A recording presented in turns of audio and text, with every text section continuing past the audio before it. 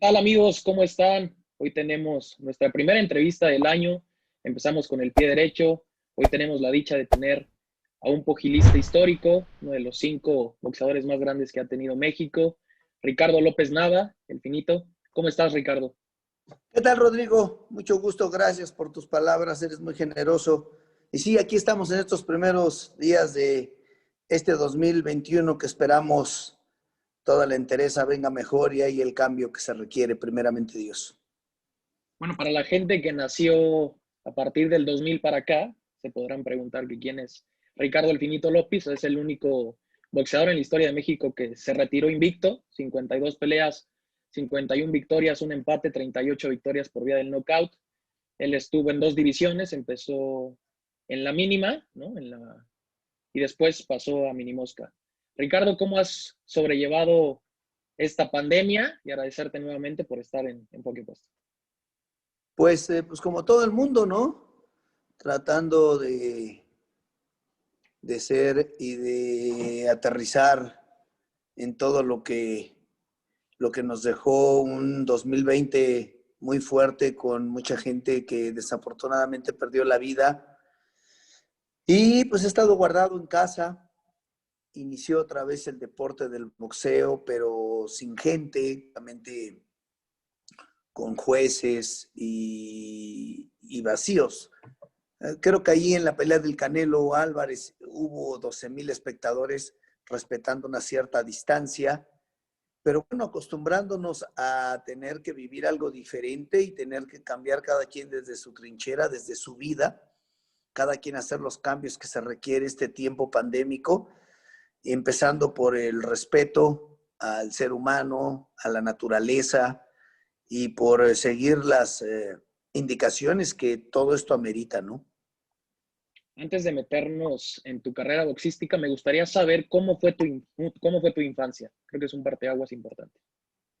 Pues yo tuve una infancia muy bonita, gracias a Dios. Nací en San Miguel, Chapultepec, Tacubaya, la colonia Tacubaya, a un lado de la iglesia de la Sabatina, una iglesia muy grande que está pegada al circuito interior.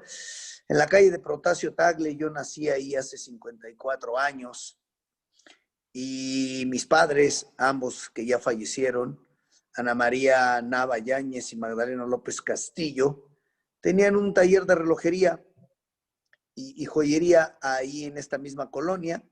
Solamente tuve un hermano, mi hermano Sergio, el cual me lleva 14 años de edad.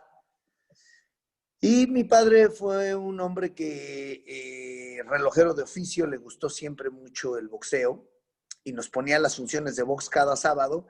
Y yo, siendo un niño de 6 años, empezar a ver estos peleadores en la televisión, eran para mí héroes porque terminaban cortados, sangrados, hinchados, la mayoría con el tabique de la nariz fracturado, pero con la única finalidad que les levantaran la mano y les pusieran un cinturón de campeón mundial. Al ver estos héroes que para mí lo eran y lo son en la televisión, pues creció ese gusanito y esa curiosidad para que le pidiera a mi padre que me llevara a un gimnasio de box. Y ahí inicia todo. Tuve oportunidad de estudiar en buenos colegios privados. Estuve en el Colegio Williams, en la Academia Militarizada, en La Salle, y culminé mi preparatoria, pero pues me metí al boxeo y bajo la dirección de don Arturo El Cuyo Hernández, un gran manager de estos años y considerado uno de los mejores del mundo, y sus entrenadores, Tony Torres y Alfonso Rojas y el equipo que tenía, empecé a hacer peleas como boxeador amateur y ahí inició todo este sueño y todo este camino para llegar a una disputa de campeonato mundial. ¿Recuerdas cuándo fue la primera vez que te pusiste unos guantes? Sí, perfectamente. Yo tenía 6 años de edad, iba a cumplir 7 años. Sí, yo tenía 6 años de edad, tenía 6 años. Fue en 1972, allí en el Gimnasio de los Baños Avenida, en la Ciudad de México, aquí en la Ciudad de México. Lo que hoy es eje Lázaro Cárdenas, el eje central. Antes se llamaba Avenida Niño Perdido, y ahí estaba este gimnasio, y mi padre me llevó a ese gimnasio, y fue donde me puse la primera vez unos guantes, y de hecho subí a hacer sparring con otro muchachito, Martín González, que ya falleció, y fue mi primer momento con el boxeo, mi primer encuentro con un gimnasio de box, y me gustó mucho, a pesar de que me cansé, a pesar de que es un deporte donde se requiere de entrenamiento con sistema anaeróbico por las deudas de oxígeno. Hay que correr en las mañanas, hay que entrenar 2 veces al día. Es un deporte muy demandante, muy celoso. Y ese fue mi primer encuentro con unos guantes y con un ring. Y de ahí le pedí a mi padre que me permitiera ir a boxear, ir a entrenar. Era yo un niño. La primera pelea que tuve la hice a los 9 años de edad, en 1975, allá en Altamirano Guerrero. Gané, no aquí en el segundo round. Y el haberme disciplinado, el haberme responsabilizado, pues formó parte de lo que soy hoy ahora.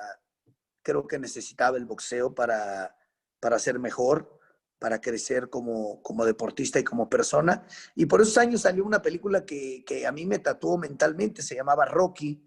Entonces yo imitaba lo que hacía Sylvester Stallone. Rocky 1, porque ahorita ya van, creo, 8, ya van las Creeds y no sé cuántas más.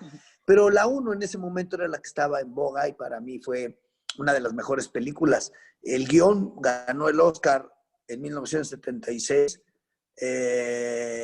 y se lo llevó Sylvester Stallone. Fue una película que a mí me marcó por la manera, por la responsabilidad, por la disciplina que encierra el deporte del boxeo.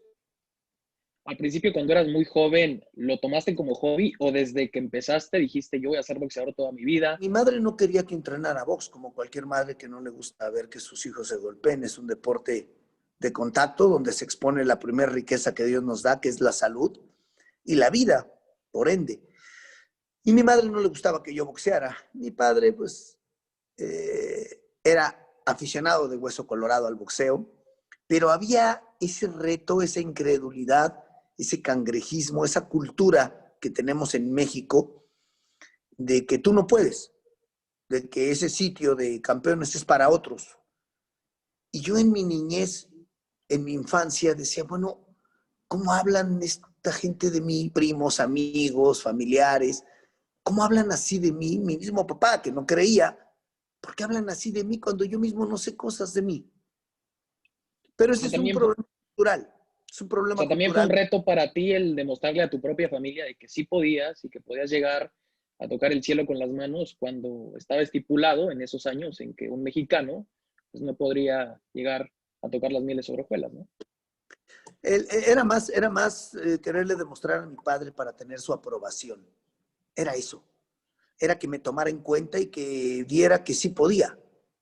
Y fue un reto muy fuerte porque de ahí venía otro más. O sea, es difícil llegar, pero lo importante es mantenerse. Ganabas una pelea y tenías que seguir ganando para seguir demostrando. Y en un campeonato del mundo es lo mismo. Llegas, te coronas campeón del mundo. Yo me coroné en Japón en una pelea muy difícil con todo en contra. Y ya que gano el campeonato del mundo, ahora había que demostrar. Y había una preparación, una estrategia, con una actitud, hacer una ejecución efectiva sobre el ring en cada una de las peleas que se iban presentando. ¿Cómo fueron tus primeras peleas antes de ser profesional? ¿Recuerdas alguna? ¿Cómo era? Sí, perfectamente, como amateur. Yo empecé a pelear en ranchos, se ranchaba. Don Arturo El Cuyo Hernández nos llevaba a ranchar, que era a pelear en donde se hacía la fiesta del santo patrono de estas comunidades, de los 125 municipios que hay en el Estado de México. A mí me llevaron a Chalco, y empecé a hacer peleas a nivel amateur, que son de 3 rounds. Eran el ring era improvisado, con cuerdas de mecate, pero así era. Y gané alrededor de 4 peleas. Después ingresé a los Guantes de Oro, que era un torneo ya formalizado por más de 70 años en México. Y había los juveniles, había los clasificados, y había desde peso 36 kilos a 39, que era el peso píldora. Luego 39 a 42, que era peso pastilla, eran las peleas para los niños. Y yo ingresé ahí. De hecho, fui campeón de guantes de oro en 4 ocasiones. Y había que prepararse fuertemente. La película de Rocky me ayudó mucho para saber que tenía yo que levantarme a correr, que llevar esa responsabilidad, comer lo que se tenía que comer en una dieta balanceada para dar el peso, la categoría, y estar fortalecido con el entrenamiento de gimnasio bajo la dirección de un buen entrenador, que además de enseñarte a golpear, te enseñaba a defenderte. Porque el boxeo es el arte de pegar y no dejarse, fue lo que yo aprendí. Ganaste 4 veces consecutivas el torneo Guantes de Oro. Después de ganar esa cuarta y última vez, fue cuando dijiste, creo que es el escalón idóneo para llegar a ser profesional. No, yo no era quien decidía el momento en que yo pensaba o creía, sino estás bajo la dirección de un manager, de un entrenador, que es el que determina y conforme va viendo tu desenvoltura en el terreno amateur, va pensando hacia adelante. Tuvo un manager muy vivaz, muy audaz, muy inteligente, como profeta, que sabía llevar bien a los campeones del mundo. Llevó a 4 boxeadores al campeonato mundial siendo invictos, como lo fue Alfonso Zamora, Carlos Zárate, Rubén Olivares y un servidor. Y tuvo muchos campeones del mundo. Entonces, él sabía en qué momento debía aventarte a los rivales, a las peleas de mayor envergadura. Después de ganar guantes de oro, gané el campeonato nacional abierto a nivel amateur. Luego vinieron eliminatorias para ir a los Juegos Olímpicos en 1984 en Los Ángeles. También las gané. Aquí viene un parteaguas en mi carrera porque don Arturo El Cuyo Hernández, mi entrenador y manager, decía que si yo iba a combatir a Juegos Olímpicos y peleaba y ganaba alguna medalla, a mi regreso solamente iba a tener el aplauso y el reconocimiento de la gente porque no hay paga. El deporte amateur olímpico nunca ha sido prioritario para el gobierno, lo cual te indica que ahí los golpes que recibes no vas a ganar ni un quinto. En cambio, si debutas como profesional, pues recibes los mismos golpes, pero ganas dinero. Entonces, fue difícil tomar la decisión, pero decidí debutar como boxeador profesional bajo la dirección de don Arturo El Cuyo Hernández y Antonio Torres Bombela, mi manager y el second, el entrenador. Y fue cuando debuté como peleador profesional en Cuernavaca, Morelos, a 6 rounds, en una pelea donde gano. Y ahí empieza todo este camino a ir peleando con rivales más difíciles, con más experiencia, a seguirte preparando y fortaleciendo en el gimnasio, porque como cualquier actividad en la vida, nunca dejas de aprender en el boxeo. Y te repito, la defensa, el boxeo defensivo para don Arturo El Cuyo Hernández era indispensable. Hacía mucho trabajo de defensa porque para él era muy importante o igual de importante tirar golpes y conectarlos que sabértelos quitar y eludir. A partir de ahí, en el ámbito boxístico, tu vida cambió, es decir, en el día de tu debut en el 85 contra Rogelio Hernández, le ganas en el tercer round. ¿Qué pasa por tu cabeza al debutar y ganar tu primera pelea como profesional? Pues sientes ese entusiasmo de querer seguir peleando, preparándote, ganando, con la mira al sueño que tenemos todos los que llegamos, o el 99% de muchachitos que se presentan en un gimnasio, el sueño es ser campeón del mundo, ir por una corona mundial. Entonces, al haber ganado mi primer pelea como profesional, me invita, me exige, me empuja a querer seguir aprendiendo, a hacer mejor las cosas, porque el boxeo, como cualquier actividad, nunca dejas de aprender, repito, siempre estás aprendiendo, y era cuestión de saber en qué momento estabas listo para cada vez ir avanzando con rivales de mayor trascendencia. ¿Recuerdas qué hiciste ese día después de la pelea? ¿Qué fue lo primero que hiciste? Ir a ver al gobernador del estado que estaba ahí, Lauro Ortega Martínez, al cual le dediqué la pelea cuando subí, se me ocurrió decirle, va por usted. Y lo fui a ver y me regaló un dinero extra que me ayudó mucho para seguirme preparando, porque cuando tú empiezas a boxear, gastas más en una preparación en pasajes, en aditamentos deportivos, en aditamentos que tienes que utilizar diario como guantes, vendas, careta, concha protectora, que lo que te pagan en la pelea. Gastas más, o sea, te sale más caro el caldo que las albóndigas. En realidad el dinero en el boxeo se encuentra cuando peleas por un campeonato mundial. Cuando disputas una corona del mundo, es ahí donde está el dinero realmente. A eso quería llegar después, 5 años, posteriormente ya con 24 años, peleas por el campeonato mundial contra Hideyuki Ohashi en Japón. Venía de retener el campeonato. Normalmente los mexicanos no les iba bien ahí. De hecho, recuerdo en una entrevista el decir a muchas personas que ni el mismo Televisa ni TV Azteca confiaban en que tú le ibas a ganar y terminaste sorprendiendo a todo el mundo. Sí, la pelea no se transmitió a México, aunque la tenían, porque pues iba yo como carne de cañón, como se dice en el boxeo vulgar, carne de cañón, iba para ser una víctima más del campeón mundial japonés de nombre Hideyuki Ohashi, como bien apuntas, y doy la sorpresa porque lo noqueó en el quinto round y ahí cambia toda mi vida. Ahí cambia mi forma de vivir en ingresos, en compromisos, en responsabilidad, porque cada vez vas adquiriendo mayor responsabilidad y tienes que disciplinarte aún más todavía porque ahora viene lo mejor y más lucrativo, que es mantenerte como campeón. ¿Qué hiciste una semana previa? ¿Cuál fue tu preparación? Don Arturo El Cuyo Hernández, ¿qué consejos te daba sabiendo que ibas a luchar por el campeonato mundial? ¿Hiciste cambios en tu alimentación o seguiste haciendo lo mismo que venías haciendo anteriormente? La vida siempre es de cambios, constantemente. Esta época pandémica nos lo está demostrando. Y en el boxeo es lo mismo. Estás cambiando constantemente. Cierto rival necesita cierta estrategia, sea zurdo, sea alto, sea más chaparrito, sea entrón, sea fajador, sea boxeador. Tienes que adaptarte.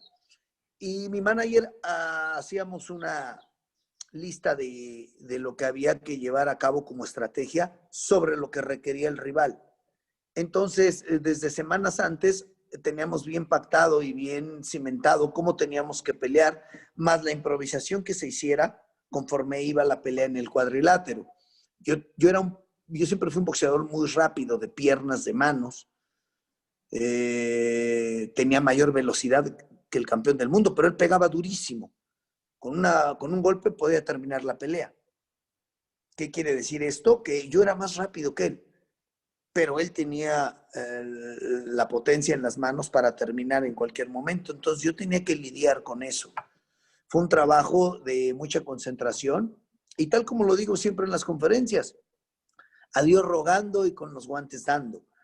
Yo le pedía mucho a Dios para ganar el campeonato del mundo, pero tenía yo que poner lo que había entrenado, lo que había llevado a cabo con mi equipo de gimnasio para demostrarlo en la ejecución efectiva con el campeón y todo fue a favor, porque gano el campeonato del mundo, regreso, callo bocas y lo he dicho siempre que el aplauso más grande que he recibido es el silencio de todos los detractores y toda la gente que dijo que yo iba a perder y que no iba a poder. ¿Qué pasó por tu cabeza cuando el referee alzó tu brazo?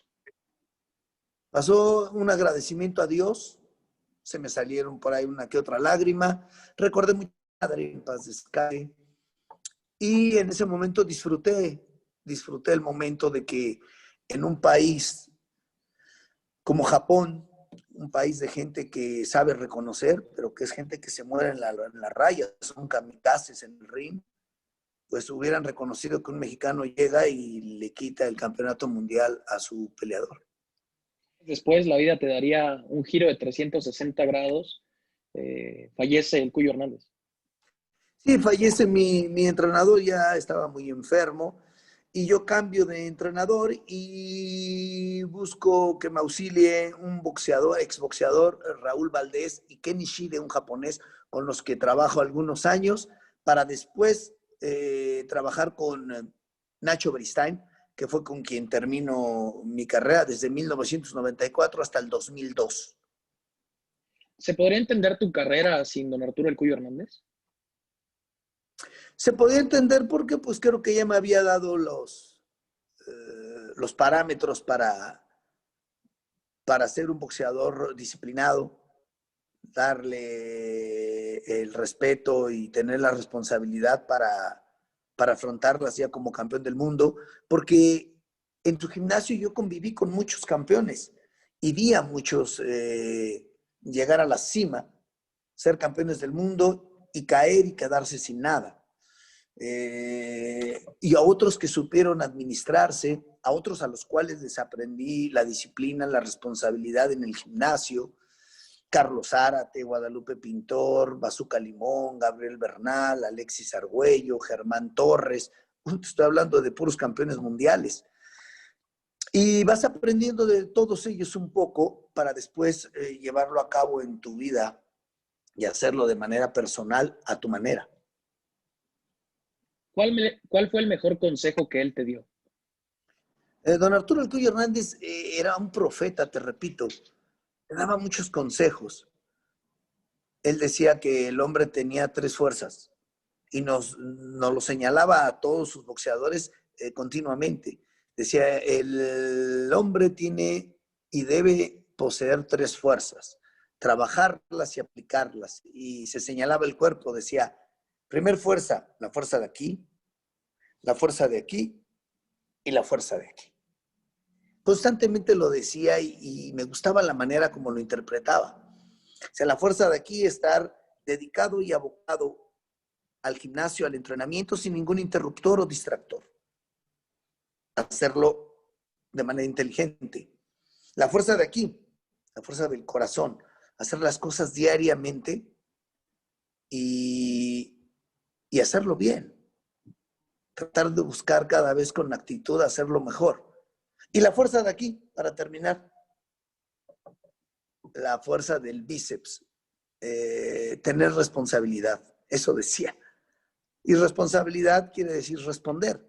Entonces la manera en que nos transmitía era muy importante porque siempre tenía una palabra, un consejo, una metáfora, además de lo que te enseñaba en el ring, para cada vez ser mejor. Yo recuerdo que le insistí, le decía, oiga, yo ya quiero pelear por el campeonato mundial y ya me anda, ya me urge, llevamos 18 años entrenando y no veo a qué hora se me presenta la oportunidad. Y él me contestó muy sabio, me dijo, ¿qué pasa si tú metes un pastel al horno y lo sacas antes de que esté? Sale crudo. Y si lo sacas después, se quema. Entonces debes saber esperar, tener la paciencia y la tolerancia. Yo sé en qué momento vas a estar listo. Esos y muchos consejos más que nos daba. Boxísticamente decía que un boxeador era tan bueno como su mano izquierda, si eras de guardia derecha. Si eras de guardia zurda, obviamente era la mano derecha. Pero él hablaba mucho del jab a nivel técnico y boxístico porque era quien mantenía a la distancia el jab al rival y para poder ganar tus combinaciones. Era un hombre muy sabio.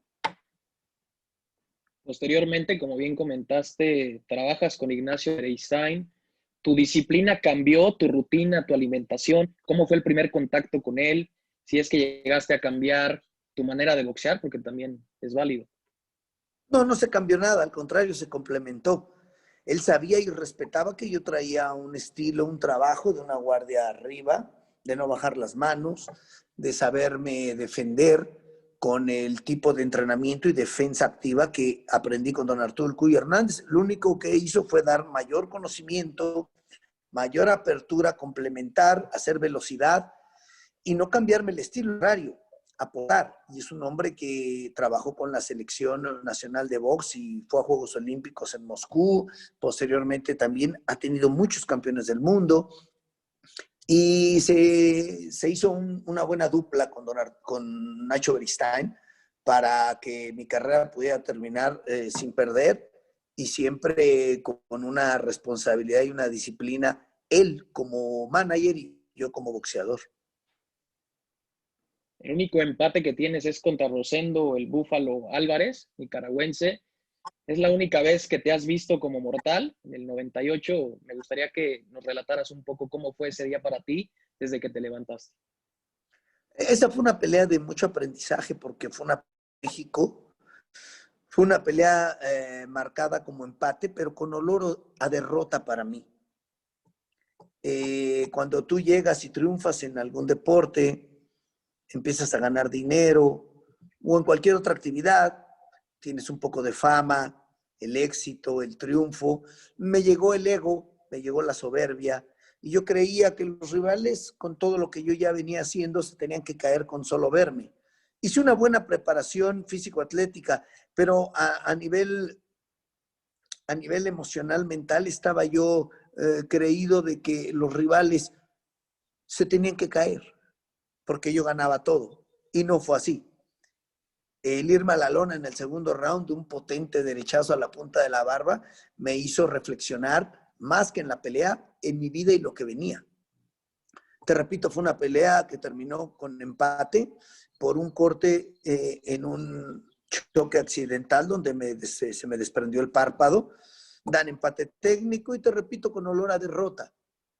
Aprendí. Después vino la pelea de desempate que fue en Las Vegas. Fue nombrada la mejor pelea del año porque fue una pelea muy dura.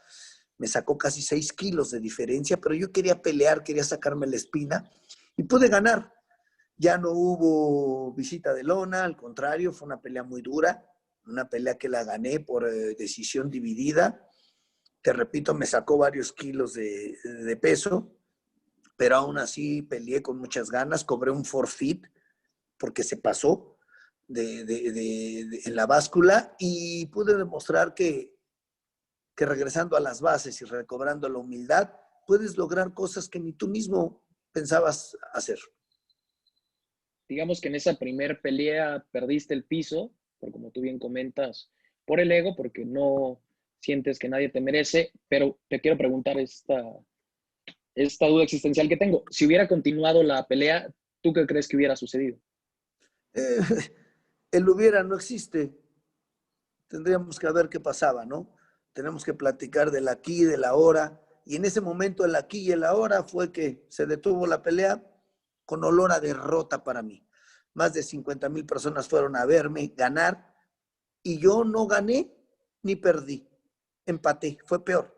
Ganas o pierdes, frío o caliente, tibio lo escupo. Tenía para ganar y quedé mal. Cuando salí del ring y me fui al vestidor, escuché las mentadas más ingeniosas que tienen los mexicanos.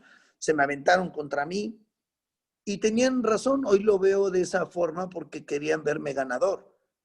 Y yo tuve que vivir esto porque tenía que aprenderlo. Tenía que aprender que el ego, la soberbia, la arrogancia no hacen más que caer en el extravío. ¿Y de qué te puedes jactar si todo te fue dado? Entonces tenía yo que reflexionar, asimilar, vivir con lágrimas esto y darme cuenta de que te puedes jactar si todo te fue dado. Somos seres humanos falibles y que la persona que se prepara con lo que se requiere en este deporte tan duro del box, pues va a triunfar. Y como lo desarrolle, le hace gana con actitud, con buena preparación, estrategia y la ejecución efectiva en el ring. Recargados obviamente en una responsabilidad de una buena preparación y la estrategia. En 1999, el Consejo Mundial de Boxeo te desconoce como campeón mundial de peso paja. ¿Cómo lo tomaste? ¿Te sentiste traicionado? No. Normal. La gente del consejo hicieron una junta de consejo porque yo iba a pelear por otro organismo. No dejaba de ser campeón.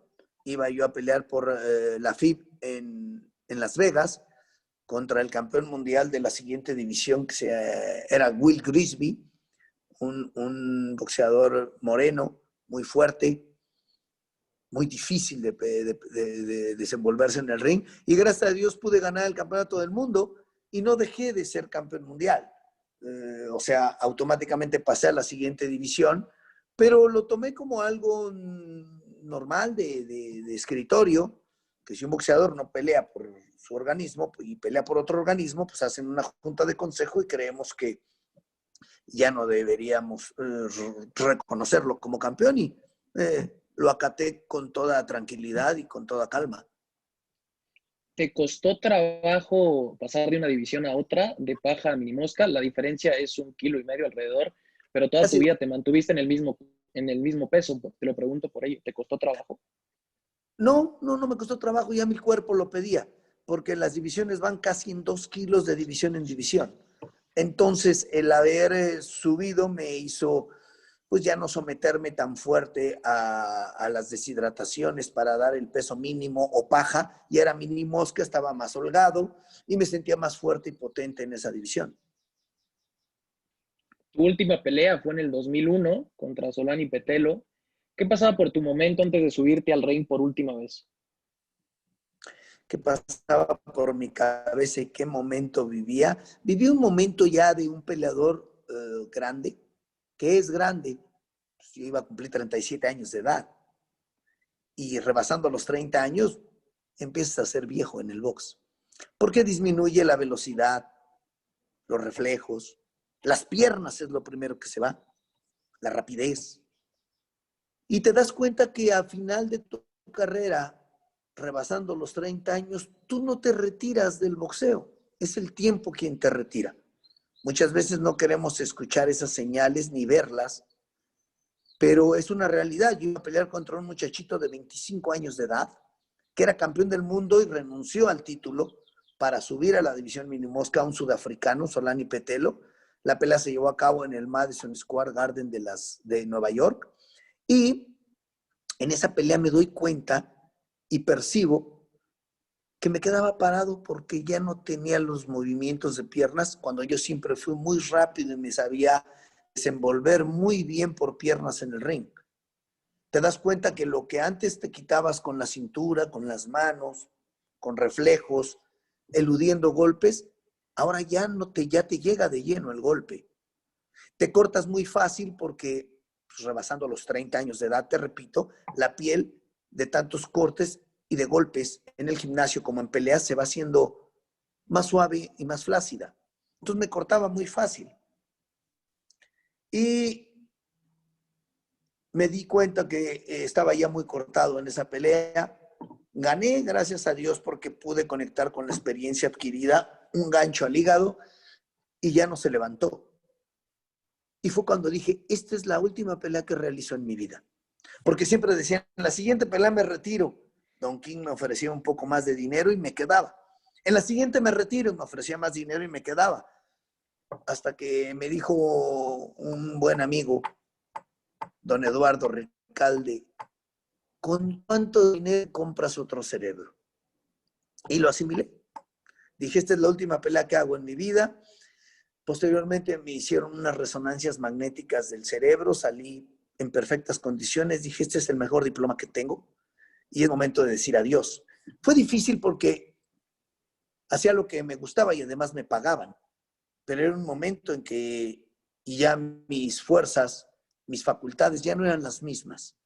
Ya el alto rendimiento lo hacía con la experiencia, pero sin la potencia ni la velocidad ni la capacidad como para defender el campeonato del mundo. Entonces ya cuando eres grande estás esperando que llegue alguien más joven y se quede en tu lugar. ¿Cómo te levantaste al otro día después de saber que habías dejado una carrera, un legado en el pugilismo después de 17 años? ¿Qué sensaciones sentiste? ¿Qué fue lo primero que pasó por tu cabeza? Fueron meses de tristeza, de duelo, porque estás muriendo en una carrera, pero vas a revivir en otra y hay que saber que la vida es cíclica, la vida misma. Primero es la infancia, la adolescencia, la juventud, la madurez, la senectud, o sea, saber que todo va fluyendo y no puedes quedarte estacionado en un momento, sino tienes que aceptar lo que sigue. Y lo que seguía era tenerme que retirar del boxeo porque si no, iba a perder invariablemente. Entonces dije, me quiero retirar diferente a otros boxeadores que van y regresan nada más a perder. Y con lo que gané, creo que Dios me ha permitido tener para vivir. Y voy a dedicarme a hacer otras cosas Y empecé a hacer conferencias motivacionales, empecé a ser analista en Televisa, en el boxeo de las funciones de los sábados. Empecé a llenar mi vacío existencial sin dejar de hacer ejercicio, pero con ese cambio radical a que ya no voy a ser boxeador ni campeón del mundo.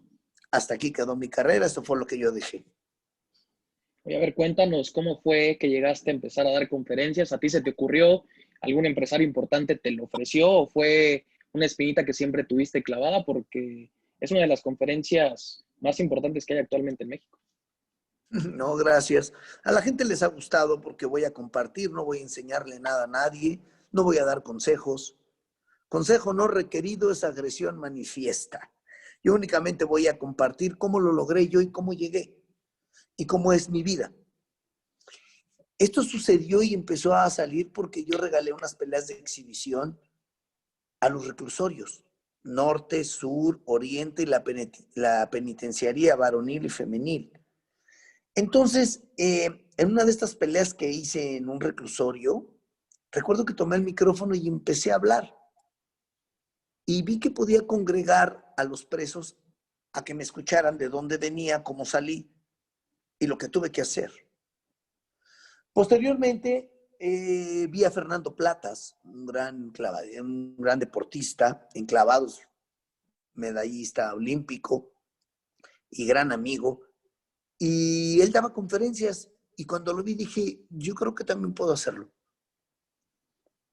Él llevaba sus medallas, él plantaba y posicionaba los conceptos de trabajo en equipo, de individualidad al 100%, etcétera. Y lo hice yo hacer también y llevo ya 16 años haciendo esto. Y además de que me gusta, pues creo que a la gente le ha llegado y eso para mí es lo más importante, ¿no? ¿Cómo ves al boxeo actualmente? ¿Ha mejorado? ¿Ha empeorado? ¿Ya es un modelo de negocio? ¿Cómo lo ves tú? El boxeo en México siempre ha sido potencia mundial. Después de Estados Unidos, somos el país con más campeones del mundo que ha existido. Después de Estados Unidos, México es el que más campeones mundiales ha tenido y siempre ha sido un país de gente de lucha, de fuerza, un país al que políticamente cada 6 años lo golpean, lo torturan, lo matan y vuelve a revivir. Es de gente de lucha, gente de mucho arraigo, guerreros. Y el boxeo siempre se ha significado para México de los deportes más vistos después del fútbol. Con esto te doy a entender que México siempre es semillero para grandes boxeadores. Hoy día hay grandes campeones del mundo.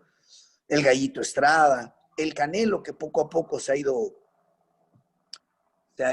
madurando con las peleas. Él ha hecho un buen trabajo en su carrera. Y tantos otros boxeadores que existen. Está Miguel Berchel, que es un gran campeón mundial. Un buen boxeo, pega fuerte. Y creo que lo que deberían muchos de los entrenadores de hoy día no es enseñarlos a tirar golpes, porque cualquiera tira golpes. Sí es necesario decirles que un golpe va con todo el peso del cuerpo, pero hay que enseñarle a los boxeadores a defenderse, a hacer un boxeo agresivo y al mismo tiempo defensivo. La defensa activa en todo momento. Creo que México siempre será un país de grandes peleadores y semillero para grandes campeones. ¿Consideras que el Canelo es de los 3 mejores boxeadores actualmente libra por libra del mundo? Sí, está ahorita entre lo mejor. En su última pelea él se desenvolvió, hizo las cosas bien. El rival estaba más verde que un aguacate, deja mucho que desear, pero es lo que hay. El Canelo ha ido madurando, ha ido fortaleciendo y es un peleador muy disciplinado. Quisieran verlo con rivales de mayor envergadura para que sea realmente un pleito, pero en el último pleito que tuvo, pues fue una pelea de un solo lado. de principio a fin. ¿Consideras que al Canelo lo que incomoda es todas las victorias que tiene y que se ha sabido mover muy bien económicamente, los patrocinadores? ¿Crees que eso es lo que incomoda a la prensa en México principalmente? Mira, siempre la envidia ha estado presente en cualquier deporte, en cualquier actividad, en cualquier medio, en cualquier rubro. Creo yo que nadie se escapa de esto, pero pues tú debes seguir haciendo tu trabajo. Yo te digo que vi un Canelo Álvarez fuerte y un Canelo Álvarez en una pelea, vamos a llamarla hasta cómoda en su desenvolvimiento, porque la oposición que tuvo del rival no lo hizo que en ningún momento le conectaran un golpe que pudiera ponerlo en predicamento, sino la pelea fue de un solo lado. Lo hizo bien ante un campeón del mundo que se vio muy por abajo técnicamente, muy por abajo boxísticamente del Canelo Álvarez. Entonces necesita rivales de mayor envergadura para que la pelea sea eso, una pelea. Entonces la gente le critica porque no tiene el rival que pueda responder como todos quisieran para que sea una pelea peleada, válgase la redundancia, que sea un combate peleado, que sea de ambos lados, sino que fue de un solo lado. En muchas entrevistas has dicho que México es un país cangrejista. ¿A qué se lo atribuyes? A que cuando tú quieres lograr algo, lo primero que recibes es el no. Cuando tú, es muy fácil comprobarlo. Tú compártele un sueño a alguien y lo primero que recibes en respuesta es una burla o una mofa. Fíjate que yo ando tratando de ser o lograr o querer de manera independiente, ser un empresario y lograr altos niveles, y por lo regular siempre te dicen que no. ¿Sí? Que con el no ya nacemos. Hay que ver por qué sí. Ese cangrejismo al que me refiero es el mismo que se proyecta en los deportes colectivos. Somos más eficaces y más triunfadores en deportes individuales. Caminata, clavados, sí, box.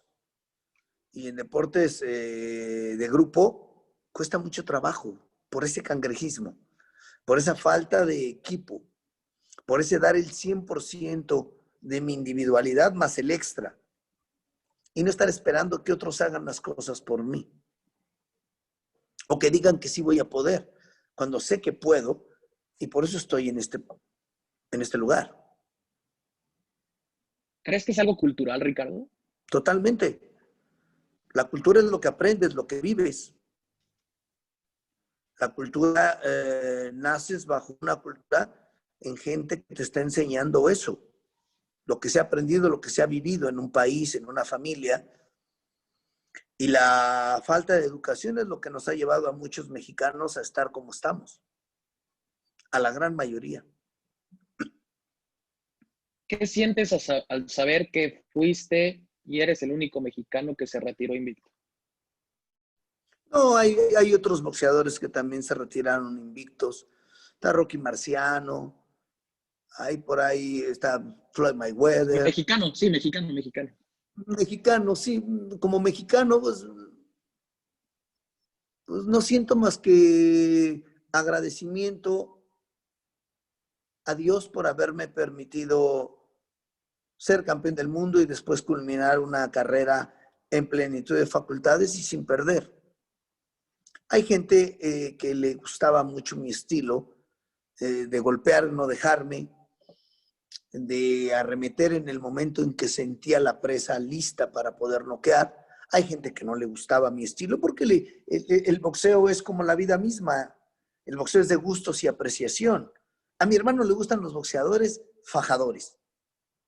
Y siempre lo ha dicho. Para mi hermano, el decir Mike Tyson o había un peleador michoacano buenísimo que fue campeón del mundo mexicano. Ay, ahorita el nombre, ahorita te lo voy a decir.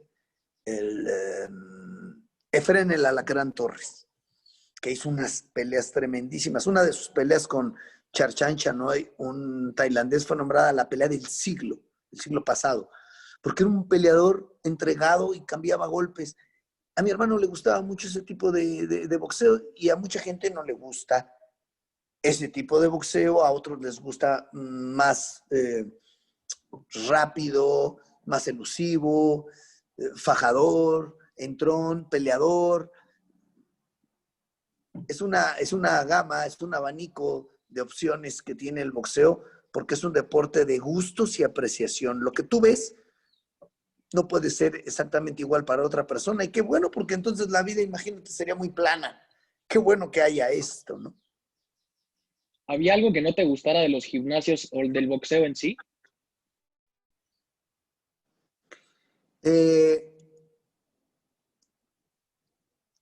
Algo que no me gustara, que no hubiera una capacitación, más bien que me preocupa, no que no me gustara, que me preocupa, el que haya diversos personajes en un gimnasio y que no sepan cómo dirigir a un muchacho y mandarlo nada más a tirar golpes.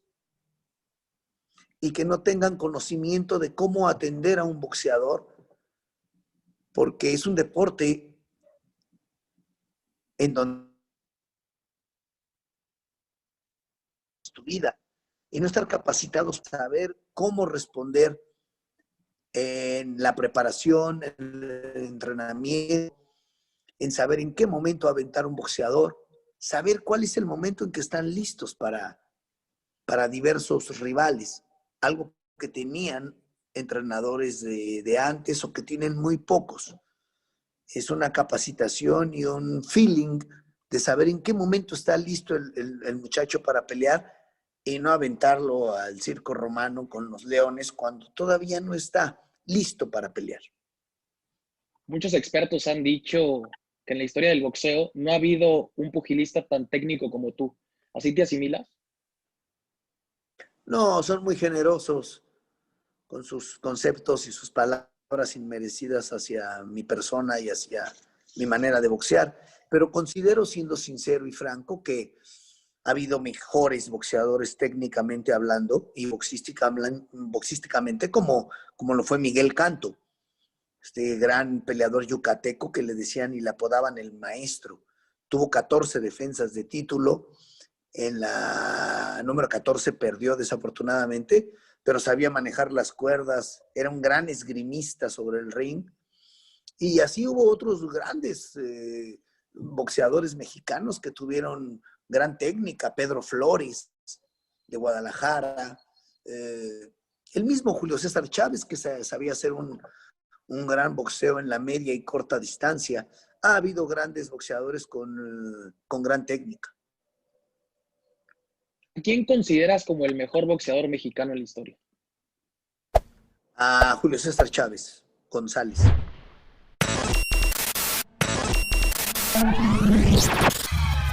¿La favorita? Me gusta comer de todo, como de todo. Pero favorita, pues, ¿qué te podría decir? Me gusta las verdolagas en salsa verde con costilla de puerco, con carne de puerco. Sí. ¿Ídolo de la infancia? Mantequilla Nápoles, como boxeador, un peleador cubano naturalizado mexicano, ya falleció, fue campeón mundial de peso welter, con mucha clase y un gran estilo. Él era mi ídolo cuando yo comencé en el box. ¿Pasatiempo preferido? Me gusta todavía a la fecha el cine y leer. ¿Cuál es tu libro preferido? Uy, uy, uy. Si tendré que escoger, fíjate, para mí el mejor escritor novelista que he leído en mi vida, al cual tuve el gusto de conocer, y he leído mucho de él, es Gabriel García Márquez. este escritor colombiano que nació en Aracataca. Fue el mayor de 11 hijos y varios libros de él me llegaron fuertemente. Como novelista me gustó mucho Crónica de una muerte anunciada, El amor en tiempos del cólera, y el último que acabo de leer de él se llama Vivir para contarla. Habla de su vida y me gustó mucho. Paulo Coelho también me gusta mucho, me gustó La Quinta Montaña, El alquimista. La Quinta Montaña creo que es uno de los libros que me gustan mucho, pero hay un libro muy delgadito que si debo escoger entre todos, este libro tan sencillo y tan delgado, de los 10 libros más recomendados en el mundo, es este de Oscar Wilde, que se llama El Príncipe Feliz. Lo he leído con mis hijos. A Mateo es el libro que más le tatuó su cabecita. Y a mí es el que más me gusta. Se llama El Príncipe Feliz. Es un libro que habla de dar. Y es un libro muy delgadito, ¿eh? Yo creo que ese podría nombrarlo como uno de los mejores libros que he leído. Motor de vida. Motor de vida, mi familia. Mi familia, creo que ese es un gran motor. Mis hijos, mi esposa, mi familia. ¿Tenías alguna cábala como boxeador? Siempre que subía al ring, entraba con el pie derecho y me ponía la argolla de matrimonio de mi madre en las agujetas. Y mi madre murió con un par de escapularios que los usaba en el pie derecho. Si eso podría ser una cábala, pues esa era la cábala. Subía con el pie derecho al ring, me agachaba, rezaba el Padre Nuestro y listo a recordar lo que tenía que hacer con el rival que tenía enfrente. ¿Qué golpes duelen más? ¿Los del ring o los de la vida? Fíjate que los golpes del ring no duelen mucho, duelen ya después de que te los dieron. Ya después es cuando sientes, cuando caes a la lona, ¿qué sientes? Pues que te desconectan. Ya el dolor te viene después, un poquito a la mandíbula. Pero los golpes de la vida son fuertes de asimilar. El perder a un ser querido es un dolor fuerte. El sufrir una enfermedad incurable es un golpe fuerte. El perder, no sé, el tener un divorcio, infinidad de golpes fuertes que hay en la vida, ¿no? ¿Tienes algún deporte preferido? ¿Algún deporte que tú lo practiques fuera del boxeo? Fuera del boxeo, no lo practico, pero me gustaba mucho ver el patinaje artístico. El patinaje artístico en pareja me gustaba mucho, me gusta verlo. Me gusta nadar, me gusta caminar. Me han invitado a jugar golf, pero no me he metido de lleno. Es un deporte muy bonito, es contra ti mismo. El golf, estás compitiendo contra ti. Dicen los japoneses, grandes empresarios japoneses, que las mejores negociaciones les gusta hacerlas jugando con las personas que van a negociar, jugando un partido de golf, porque entonces ahí te ven. Creo que voy a meterme a jugar un poquito más de golf. Tengo un amigo que se llama Jaime Wolkoff, ¿cómo me lo recomienda? Tienes que jugar golf, vamos al golf, es contra ti, pégale a la cacariza. Yo creo que sí me gustaría eso. ¿Gustos musicales? Sí, me gusta mucho la música. ¿Sabes qué? Oía mucha música de los setentas, tanto en inglés como en español. Oí mucho a los Beatles o a los Beatles, como les dije. Me gustaba verlos y me gustaba escucharlos. Y música en español me gusta de toda, ¿eh? Escucho desde Martín Urieta, Pedro Fernández, me gusta música antigua también, escuchaba a Agustín Lara. Mi madre me ponía música así de trío, setentera, y hubo muchas que me gustaron, sí. Si pudieras elegir un día ser alguien, ¿a quién elegirías? Si yo quisiera ser alguien, No, pues yo estoy muy contento con quien soy. Estoy muy contento, estoy muy feliz con quien yo soy. No quiero ser como nada. Pero, no sé, si pudiera echarme otro y estar así me hubiera gustado estar en algún tiempo de los 60, 70. Esa época yo nací en el 66 y creo que fue un cambio muy radical en el mundo. Entonces, la época hippie, pues, me hubiera gustado ver cómo se vivía, regresar el tiempo para vivir ese momento. ¿Alguna anécdota que te haya marcado de por vida? ¿Alguna anécdota? Pues con mi madre tuve muchas anécdotas, pero una muy importante fue cuando me tomó de las manos y me dijo que yo iba a llegar a ser alguien dentro del deporte. Me lo dijo tan segura y tan en su mirada que, que se me quedó grabado. Y es lo mismo que trato de hacer yo con mis hijos. Decirles que con el no ya se nace, mejor ver por qué sí. ¿Por qué sí se puede? ¿Momento más bonito de tu vida? Ha habido muchos, pero yo creo que uno de los importantes cuando gano el campeonato mundial, porque logré y demostré cosas que ni yo mismo pensé podía llegar a ser. Y el lograrlo fue de mucho entusiasmo y de agradecer a Dios por todo y tanto. ¿Momento más triste? Cuando fallece mi madre, es uno de los primeros momentos más tristes porque pues ya no voy a volver a ver físicamente a la mujer que me dio la vida. Pero comprendí que ya le habían mandado a hablar de arriba y pues a esa cita nadie falla. Entonces fue un momento más triste cuando falleció mi madre, luego mi papá. El mexicano es Luchón, guerrero, cuando escuchas fuerte. la palabra finito, ¿qué es lo que se te viene a la mente? Se me viene,